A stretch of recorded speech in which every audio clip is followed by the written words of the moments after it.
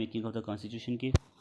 तो सबसे पहले 1934 में पहली बार कॉन्स्टिट्यूट असेंबली का मुद्दा सामने आया।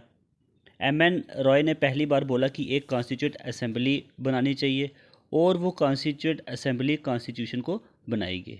ठीक है, लेकिन उस समय किसी ने नहीं सुनी है।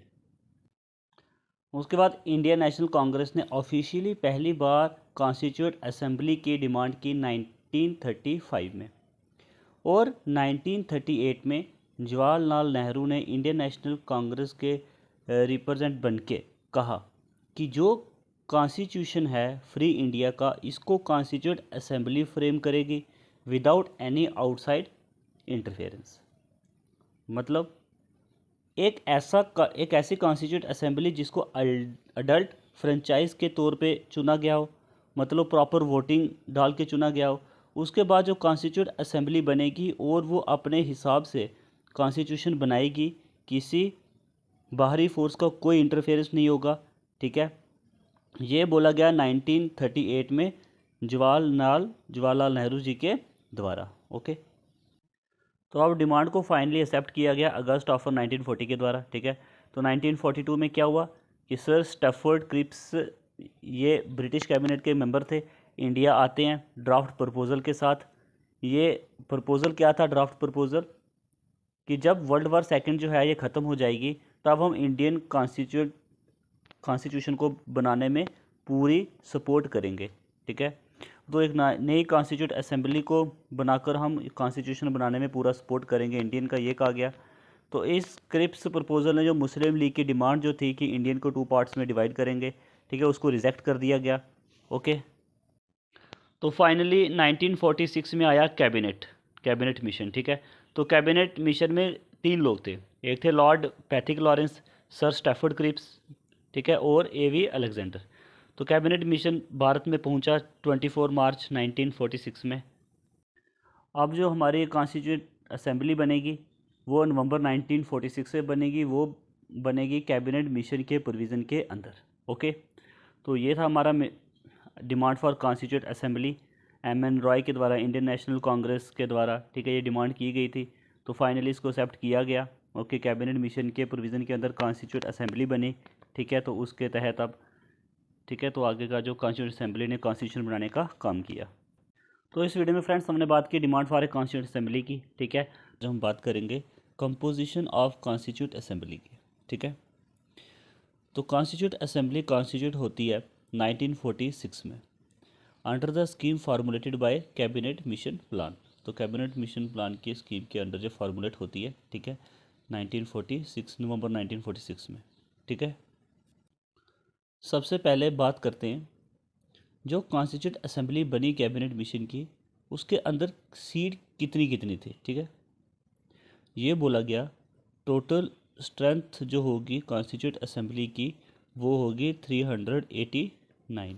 ओके, उस 389 में से 296 दी जाएगी ब्रिटिश इंडिया को, मतलब वो प्रिंसेस जो ब्रिटिश इंडिया के डायरेक्ट कंट्रोल में है। ठीक है, और जो प्रिंसली स्टेट्स थी उनको दी जाएगी 93 सीट्स। ओके, अब जो 296 ब्रिटिश इंडिया को जो सीट्स अलॉट की गई थी, उसमें 292 जो मेंबर को ड्रॉ किया जाएगा गवर्नर की 11 प्रोविंसेस के द्वारा। ठीक है, और ये 11 प्रोविंसेस कौन कौन सी थी? Madras, Bombay, UP, Bihar, Central Province, Orissa, Punjab, NWFP, Sindh, Bengal and Assam. ठीक है, और 4 होगी 4 चीफ कमिश्नर प्रोविंसेस से। ठीक है, 1 फ्रॉम द ईच। ठीक है, और जो कौन कौन सी है वो 4? Delhi, Ajmer, Merwara, Coorg and British Baluchistan. ठीक है, तो पॉपुलेशन के हिसाब से सीट्स को बांटा गया। एक सीट में 10 लाख लोगों को क्रॉसपोंड करेगी। ठीक है, एक सीट जो है वो 10 लाख लोगों को क्रॉसपोंड करेगी। ओके, तो नेक्स्ट है बोला गया, अब बोला गया जो 296 सीट्स हैं जो ब्रिटिश प्रोविंस को दे रखी हैं, यहाँ पे जो भी सीट अलॉट होंगी, ठीक है, वो 3 कम्युनिटीज़ में अलॉट होंगी। कौन कौन से? मुस्लिम, सिख एंड जनरल में, ठीक है। तो अब देखो फ्रेंड्स, जो प्रोविंशियल लेजिस्लेटिव असेंबली जो मुसलमान मेंबर होंगे, जो मुस्लिम मेंबर होंगे उसमें, ठीक है, वही इन मुस्लिम सीटों के लिए वोट करेंगे, ठीक है। जैसे सिख के जो मेंबर होंगे वो सिख के लिए वोट करेंगे, जनरल के जो मेंबर होंगे वो जनरल के लिए वोट करेंगे, ओके। तो प्रिंसली स्टेट्स से जो भी रिप्रेजेंट आएंगे वो नॉमिनेट किसके द्वारा किए जाएंगे, जो हेड होगा प्रिंसली स्टेट का उसके द्वारा वो रिप्रेजेंट किए जाएंगे, ठीक है फ्रेंड्स। तो अब जुलाई से अगस्त तक ये इलेक्शन कंडक्ट होंगे पूरे इंडिया में। अब उस इलेक्शन में जो भी इलेक्शन हुए, ठीक है, उसका रिजल्ट क्या आया उसके बारे में देखते हैं। तो इंडियन नेशनल कांग्रेस को मिली 208 सीट्स, ओके।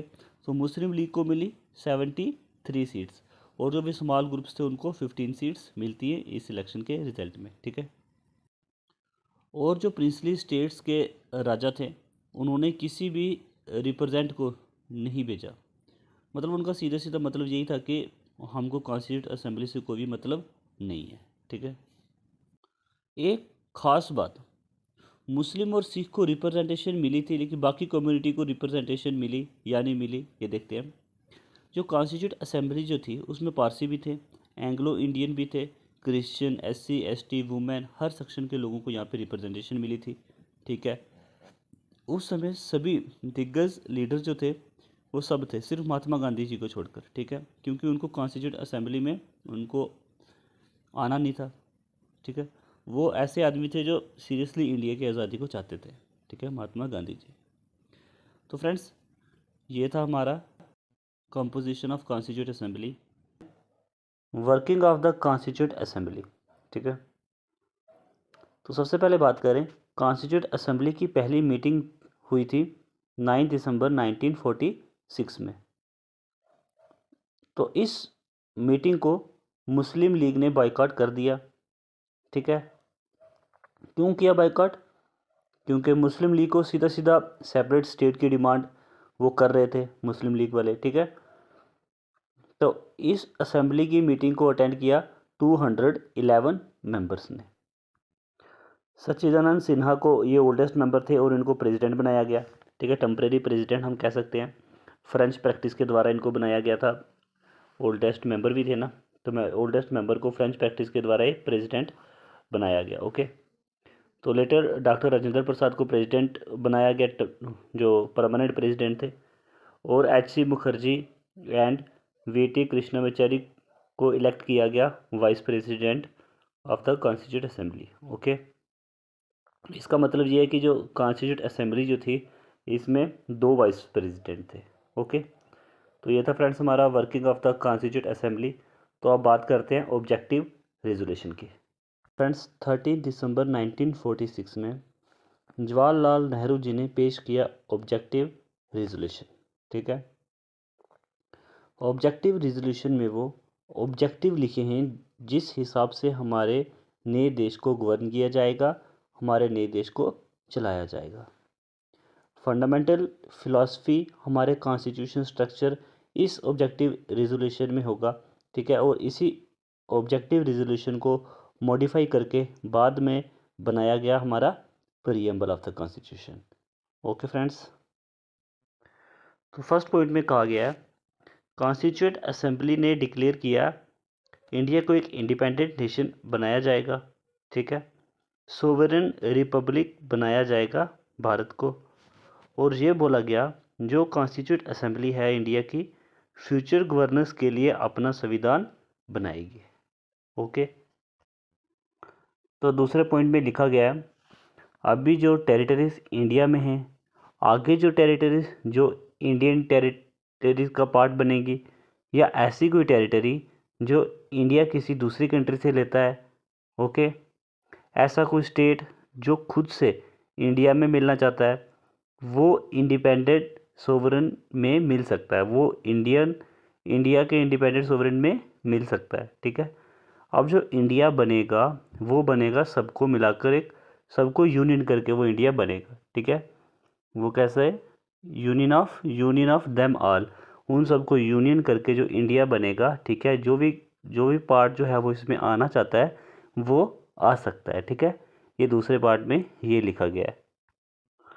अब तीसरे पॉइंट में ये कहा गया है, अभी हमारे पास जितने भी टेरिटरी हैं, उस टेरिटरी की जो भी हमारे पास बाउंड्री हैं, इसके लिए कॉन्स्टिट्यूट असेंबली में प्रॉपर डिबेट होगी।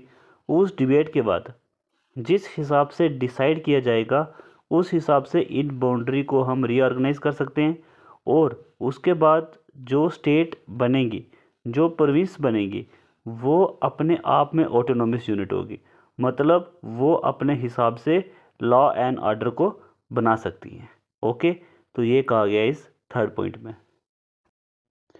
तो फोर्थ पॉइंट में लिखा गया फ्रेंड्स, जितनी भी हमारी संविधान के अंदर पावर हैं, जो भी हमारी स्टेट की इंडिपेंडेंट इंडिया की जो पावर होंगी, जो अलग अलग जो एजेंसीज जो हैं जो उनकी पावर होंगी, वो सभी पावर डिराइव्ड होंगी पीपल ऑफ इंडिया से। मतलब लोगों से, भारत के लोगों से ये सारी पावर जो हैं वो डिराइव्ड होंगी।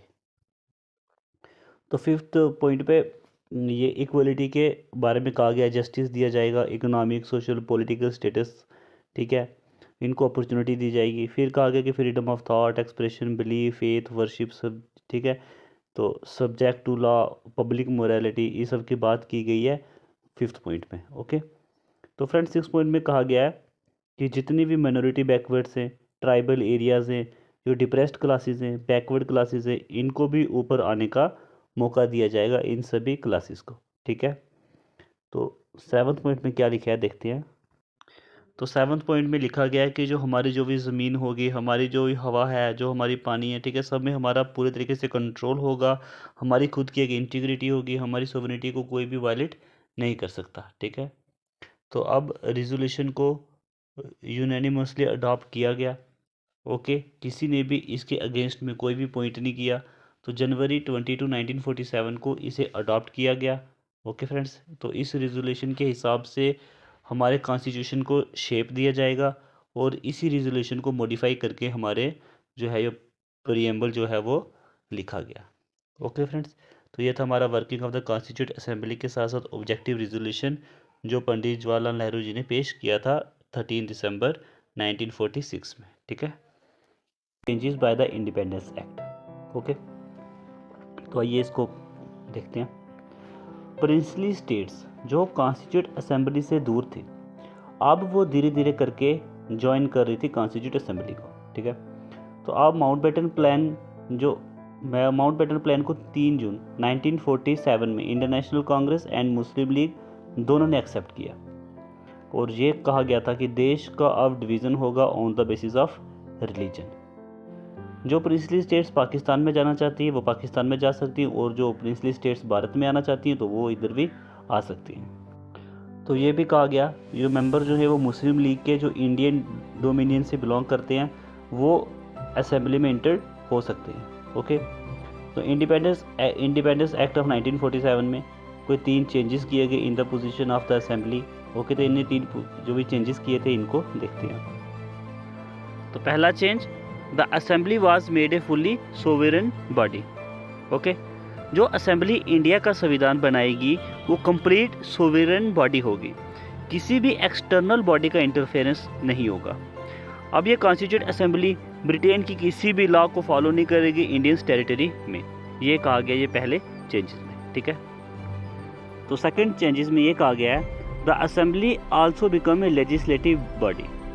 ठीक है, जो कॉन्स्टिट्यूट असेंबली ओरिजिनली जो बनाई गई थी वो इंडिया का संविधान बनाएगी, इसीलिए कॉन्स्टिट्यूट असेंबली को बनाया गया था ताकि वो क्या करेगी, इंडिया का वो संविधान बनाएगी। लेकिन अब ये कहा गया कि ये कॉन्स्टिट्यूट असेंबली लेजिस्लेटिव बॉडी की तरह भी काम करेगी। ओके, इसका मतलब इसके 2 डिफरेंट फंक्शन होंगे। एक फंक्शन कि ये कॉन्स्टिट्यूशन को बनाएगी, दूसरा फंक्शन होगा कि ये ऑर्डिनरी लॉ भी बनाएगी जिन लॉ के हिसाब से कंट्री को चलाया जाएगा। ओके, तो इन दोनों काम को करने के लिए कॉन्स्टिट्यूट असेंबली अलग अलग दिन मिलेगी।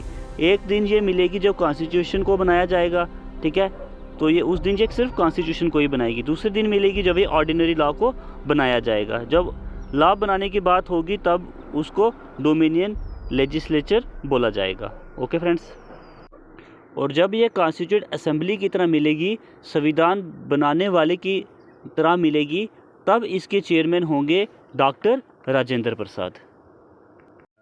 और जब ये लेजिस्लेटिव बॉडी की तरह मिलेगी, जब ये ऑर्डिनरी लॉ बनाएगी कंट्री के लिए, तब इसके चेयरमैन होंगे जीवी मवलंकर।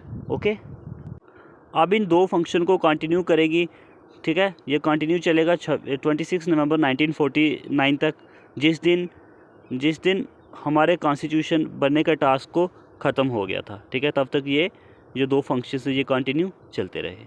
ओके फ्रेंड्स, आइए तो तीसरी चीज़ पे बात करते हैं। Muslim League member made a separate constituent assembly. ये बोला गया कि जो एरियाज़ अब पाकिस्तान में चले गए हैं वो withdrew from the constituent assembly for India, तो इंडिया की कॉन्स्टिट्यूंट असेंबली से उसको विड्रॉ कर दिया गया, क्योंकि पाकिस्तान की अब कॉन्स्टिट्यूंट असेंबली अलग हो गई है, ठीक है। तो 90 सीट्स को हटा दिया गया, तो अब बचे कितने 299। अब 299 टोटल सीट्स हैं। ब्रिटिश प्रोविंस सीट थी कितनी 296, अब वो हो गई 229। तो प्रिंसली स्टेट्स जो थी पहले वो कितनी सीट्स थी, वो थी 93, तो वो अब होगी कितनी 70 सीट्स। ओके, तो फ्रेंड्स ये हम टेबल जो 2.4 इस चैप्टर में, ठीक है, ये लक्ष्मीकांत की बुक का टेबल 2.4 अगर आप देखो तो आपको ईजिली ये समझ में आ जाएगा, ठीक है। तो ये था हमारा changes by the independent act, ठीक है फ्रेंड्स। उम्मीद करता हूँ अच्छे जा रहे हैं। Other functions performed by the constituent assembly, ठीक है। कॉन्स्टिट्यूंट असेंबली जो थी वो ऑर्डिनरी लॉ भी बना रही थी, कॉन्स्टिट्यूशन को भी प्रिपेयर कर रही थी, ठीक है। उसके साथ साथ इसने 4-5 काम और भी किए, उसके बारे में डिस्कशन करते हैं, ठीक है। तो असेंबली ने मई 1949 में, ठीक है, बोला कि हम कॉमनवेल्थ के मेंबर बने रहेंगे। क्या कहा कि हम कॉमनवेल्थ के मेंबर बने रहेंगे, ठीक है। कब बोला, मई 1949 में। ओके, तो कॉन्स्टिट्यूंट असेंबली ने 22 जुलाई 1947 को अडॉप्ट किया नेशनल फ्लैग को, ठीक है। तो नेशनल एंथम को अडॉप्ट किया गया 24 जनवरी 1950 में, और नेशनल सॉन्ग को अडॉप्ट किया गया कब 24 जनवरी 1950 को ही। ओके, तो 24 जनवरी 1950 को देश के पहले प्रेसिडेंट जो थे वो बने डॉक्टर राजेंद्र प्रसाद। वो भी इलेक्ट किसने किया था, वो कॉन्स्टिट्यूंट असेंबली के द्वारा इलेक्ट हुए थे। ओके, तो इसके आगे इस संविधान को बनाने के लिए समय कितना लगा, ठीक है। तो कॉन्स्टिट्यूंट असेंबली ने जो समय लगा इस कॉन्स्टिट्यूशन को बनाने के लिए वो था 2 साल 11 महीने और 18 दिन। ओके, तो टोटल खर्चा हुआ 64 लाख का। 24 जनवरी 1950 को कॉन्स्टिट्यूंट असेंबली का फाइनल सेशन था, और 26 जनवरी 1950 के बाद भी इसने एज ए प्रोविजनल पार्लियामेंट काम किया। कॉन्स्टिट्यूंट असेंबली ने कब तक ये काम किया, जब तक नई पार्लियामेंट नहीं बन जाती। तो नई पार्लियामेंट कब बनी, ये जनरल इलेक्शंस हुए 1951 में, 52 के बाद एक पार्लियामेंट बनी, ठीक है। उसके तब तक जो कॉन्स्टिट्यूंट असेंबली ने एज ए प्रोविजनल पार्लियामेंट काम किया। ओके, तो इस वीडियो में हमने फ्रेंड्स बात की अदर फंक्शंस जो परफॉर्म किए थे कॉन्स्टिट्यूंट असेंबली ने, ठीक है। तो इसके बाद अब हम नेक्स्ट वीडियो में बात करेंगे committees of the constituent assembly, ठीक है। तो ये जो हमने बात की है SSC JK SSB बहुत सारे ऐसे क्वेश्चन पूछते हैं कि ये कॉन्स्टिट्यूशन ने फ्लैग को कब अडॉप्ट किया, ठीक है, नेशनल एंथम को कब अडॉप्ट किया, इस तरह के क्वेश्चन हमेशा एग्जाम में पूछे जाते हैं, ठीक है। तो इसको उम्मीद करता हूँ ये वीडियो आपको पसंद आएगी। Committees of the constituent assembly, ठीक है। जो कॉन्स्टिट्यूशन बन रहा था तो डिफरेंट टास्क थे। ओके, तो उन टास्क को कंप्लीट करने के लिए अलग अलग कमेटीज़ बनाई गई, ठीक है। तो 8 मेजर कमेटीज़ थी और कुछ माइनर कमेटीज़ थी, ठीक है। तो कुछ जो मेजर कमेटीज़ थी, ठीक है, उसके बारे में देखते हैं। सबसे पहले ड्राफ्टिंग कमेटी, इसके चेयरमैन जो थे वो Jawaharlal Nehru. Union constitution committee के जो चेयरमैन थे वो थे जवाहरलाल नेहरू, ठीक है। प्रोविंशियल कॉन्स्टिट्यूशन कमेटी के जो चेयरमैन थे वो थे सरदार पटेल। ड्राफ्टिंग कमेटी के chairman doctor Bhimrao Ambedkar. Advisory committee on fundamental rights minority and tribal and excluded area के चेयरमैन थे वो थे सरदार पटेल, ठीक है। तो इस कमेटी की जो 5 सब कमेटीज़ भी थी, ओके, उसके बारे में देखते हैं। तो लक्ष्मीकांत में आप देख पा रहे हैं, है ना, अगर आपके पास बुक है तो देखिए यहाँ पे फंडामेंटल राइट सब कमेटीज़ के जो चेयरमैन थे वो थे JB कृपलानी। माइनॉरिटी सब कमेटीज़ थे HC Mukherjee. North east frontier tribal areas and Assam excluded and partially excluded area sub committee के जो चेयरमैन थे वो थे Gopinath Bardoli. Excluded and partially excluded areas other than those in Assam sub committee, okay. तो इसके जो चेयरमैन थे वो थे AB Thakkar. North west frontier tribal areas sub committee ठीक है। रूल्स ऑफ प्रोसीजर कमेटी के चेयरमैन थे doctor Rajendra Prasad. State committee के जो प्रेसिडेंट जो थे वो थे जवाहरलाल नेहरू। स्टीयरिंग कमेटी के जो चेयरमैन थे वो थे डॉक्टर राजेंद्र प्रसाद। तो आइए कुछ माइनर कमेटीज़ के बारे में देखते हैं। ठीक है। Committee on the function of constituent assembly, तो इसके चेयरमैन थे GV Mavlankar. Order of business committee doctor K M Munshi. House committee के चेयरमैन थे B Pattabhi Sitaramayya. Ad hoc committee on the national flag के चेयरमैन थे doctor Rajendra Prasad. Special committee to examine the draft constitution के chairman थे Pandit Jawaharlal Nehru. Finance and staff committee के chairman थे doctor Rajendra Prasad. Press gallery committee Usha Nath Sen. Committee on the chief commissioner provinces के जो भी chairman थे वो थे प्रतापभाई सीतारामैया। ठीक है। Commission on linguistic provinces S के दार। Expert committee on financial provision Nalini Ranjan सरकार। Add hoc committee on the supreme court के चेयरमैन थे S वरादाचारी। Add hoc committee on citizenship के जो चेयरमैन थे वो थे एस वरदाचारी। ओके। तो ये थे कुछ friends committee of the constituent assembly की 8 मेजर कमेटी के बारे में डिस्कस की, तो बाकी माइनर कमेटी के बारे में डिस्कस किया अभी। तो अब हम बात करते हैं ड्राफ्टिंग कमेटी की। ठीक है। सबसे इंपॉर्टेंट जो एग्जाम में क्वेश्चन पूछे भी जाते हैं तो वो ड्राफ्टिंग कमेटी के सबसे ज़्यादा क्वेश्चन पूछे जाते हैं। ठीक है। मेजर कमेटी और माइनर कमेटी से लगता नहीं है कि कोई क्वेश्चन पूछा जाए, लेकिन कमेटीज थी जिससे वो कॉन्स्टिट्यूशन को फ्रेम किया गया था, वो भी इंपॉर्टेंट है। लेकिन ड्राफ्टिंग कमेटी की बात करते हैं, सबसे इंपॉर्टेंट टॉपिक। ड्राफ्टिंग कमेटी की बात करें तो मोस्ट इंपॉर्टेंट कमेटी जो थी वो थी ड्राफ्टिंग कमेटी। ठीक है। तो ड्राफ्टिंग कमेटी को सेटअप किया गया 29 अगस्त 1947 को। ठीक है। तो ड्राफ्टिंग कमेटी का काम क्या था? ठीक। ड्राफ्टिंग कमेटी का जो काम था, interested with the task of preparing A draft of the new constitution. Okay. तो इसमें टोटल 7 मेंबर थे। तो कौन कौन से मेंबर थे इसमें? सबसे पहले अलादी कृष्ण स्वामी अय्यर, एन गोपाल स्वामी, डॉक्टर भीमराव अंबेडकर जो चेयरमैन थे drafting committee K M Munshi, Mohammad Saadulla, B L Mitter, D P Khaitan. ठीक है। तो फ्रेंड्स एन माधव राव ने रिप्लेस किया था बी एल मित्तर को। ठीक है। उन्होंने रिज़ाइन दे दिया था due to ill health. Okay. T T Krishnamachari को रिप्लेस किया था डी पी खेतन ने। ठीक है। क्योंकि उनकी डेथ हो गई थी 1948 में। ओके। तो इस ड्राफ्टिंग कमेटी ने दोस्तों अलग अलग कमेटीज़ के प्रपोजल को लिया। ठीक है। तो पहला ड्राफ्ट बनाया कॉन्स्टिट्यूशन का, तो उस पहला ड्राफ्ट को पब्लिश किया फरवरी 1948 में। ठीक है। तो इस ड्राफ्ट में जो ड्राफ्ट पब्लिश किया इसमें काफ़ी सारी डिस्कशन हुई, लोगों के सामने ड्राफ्ट को रखा गया, लोगों से सुझाव मांगे गए। ठीक है।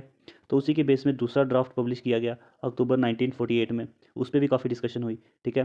तो 141 दिन बैठकर जो ड्राफ्टिंग कमेटी जो थी इसने लगातार काम किया और फाइनली हमारा कॉन्स्टिट्यूशन एंड में बना। ठीक है। और उसको लागू भी किया गया। ठीक है फ्रेंड्स।